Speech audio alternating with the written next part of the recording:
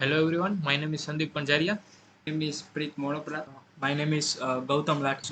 Before we proceed further and introduce about our system, let me talk about brief introduction on the problem statement on which we are working on. So recently I was searching for a product across different online platforms, and I found that all the websites were having a different price for that product. And I was searching for the minimal price for that product. And after some time, I found the product which was affordable to me in terms of price. And then I analyzed that I spent too much time in that process and searching. And the same problem I conveyed to my teammates, and we were talking about is there any raw solution possible or not.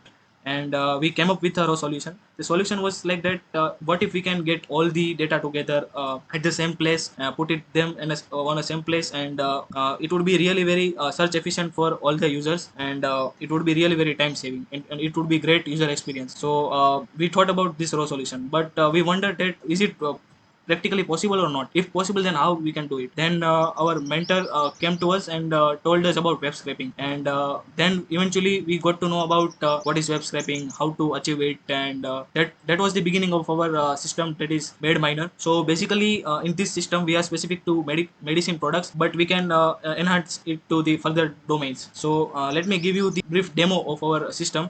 But before that, let me talk about the end users that we have in our system. So we basically have three end users: super admin, admin, and the normal users. Out of these three users, only super admin and admin are authenticated. So let's see the demo. As you can see, this is the dashboard of our website. So this page is authorized to each and every end user. So currently we don't have any data in the database, so there won't be any data over here. So to scrap the data, we need to have admin. So first of all, super admin will add the admin. So let's log in with super admin. Yes, so super admin have successfully logged in. So this is the only functionality that super admin have, that he can add the admins. So let's add one admin. So Chris is already exist. So let's change the name.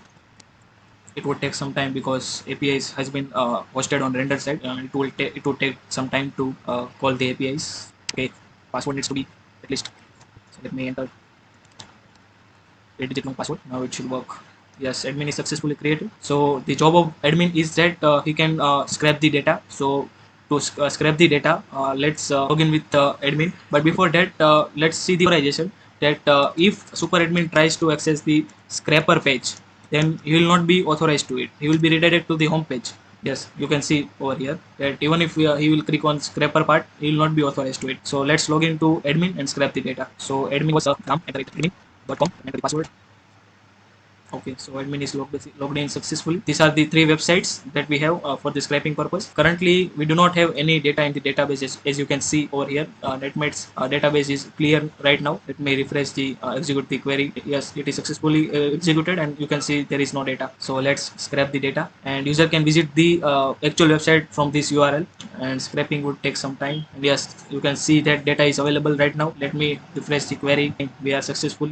We scrap the data, and data is ready to be available for the normal users. So this was the only functionality for admin has. So same functionality that super admin was not authorized for the scraping purpose, the admin will not be authorized to add admin purpose. If even if he will click on add admin, he will be redirected to the dashboard of our system. So now let me log out and see the normal user functionality filters that we have in our website.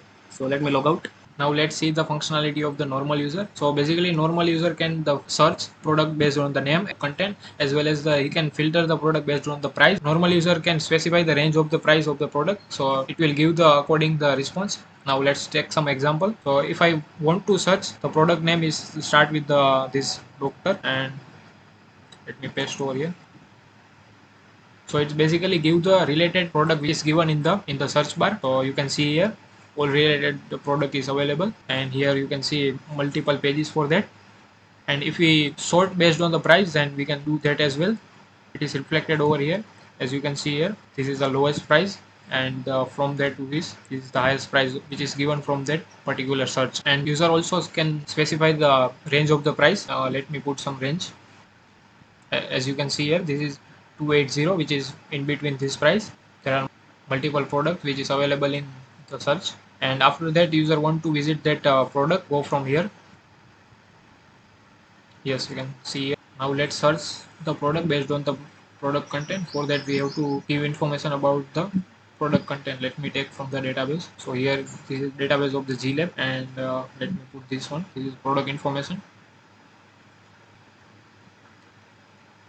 As you can see here, two products are available for that content, and here this one is the first product, which is Cat's on shampoo. The second one is also over here, Cat's on tablet, as you can see here. So that's all about the user functionality. Now let's see the implementation detail of our system. So basically we have used the database as a PostgreSQL, which is hosted on the render side, and for the backend we use the Flask RESTful API for creating the API, and REST API is hosted on the render part. For the front end we have used the React, which is hosted on the Vercel. Before going further, we have to understand about the robot.txt file. It is provide the endpoint of that particular website, which is the public and the private, and if we try to extract data from the private endpoint, then don't allow to extract data from the private endpoint. It might block our IP, and for that we have to extract data from the only public endpoint. So here you can see here netmatch.robot.txt and the tomatch.in-robot.txt we have used in our website. So basically scraping part is done by the admin. Whenever we want the scrap data from the different websites, then admin will give the request to that particular website, and after that website will return DOM structure of that website in the form of the HTML,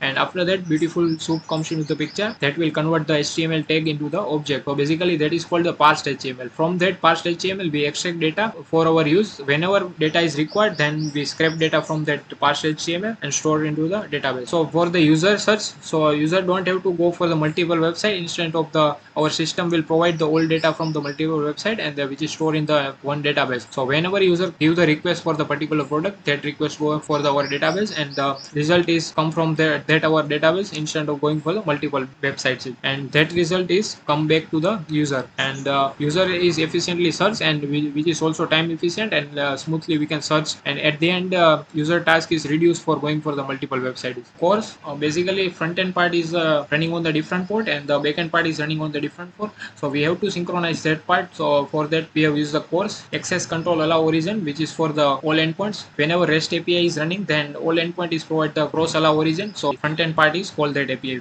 And for authentication or authorization we have used JWT, which is called JSON Web Token. Now let's see the testing part of our system. For testing React components we have used jest package, and for testing backend API we have used Postman tool, and we have written some of the script that will randomly generate email and password to verify login and register API. So here are the some of the example of script that we have written. We have tested scraping code in Google Colab, and the same code we have integrated in our website. For collaboration and version control we have used Git and GitHub. We have some of the limitations. First limitation is scraping code is totally depend on websites DOM structure. If websites DOM structure will change, then our code will not work, and we need to do some changes in our code.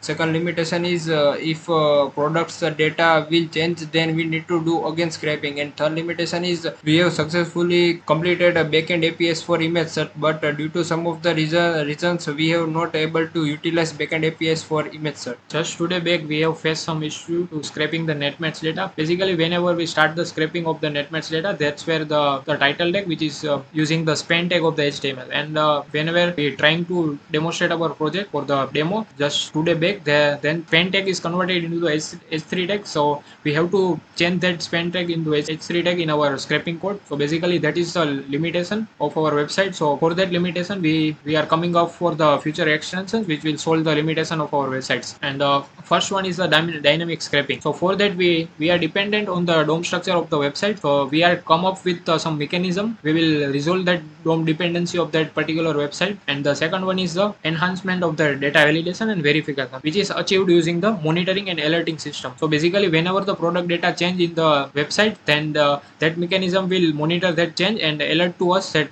scrape for that particular data. So we don't have to scrape all the data. And for that image API is already tested well, which is working fine, but for the front end part it is not working, so we have to do something for that as well. That's all about our system. Thank you. Yo, microphone check, make it a microphone check. Give it a microphone, I make it a microphone dead. Don't step to me, newbie, I could truly be moody. I could've played the fucking Grinch in the movies. I've been a part-time shadow cat, part-time. That is not a guy that I would ever wanna try to battle rap.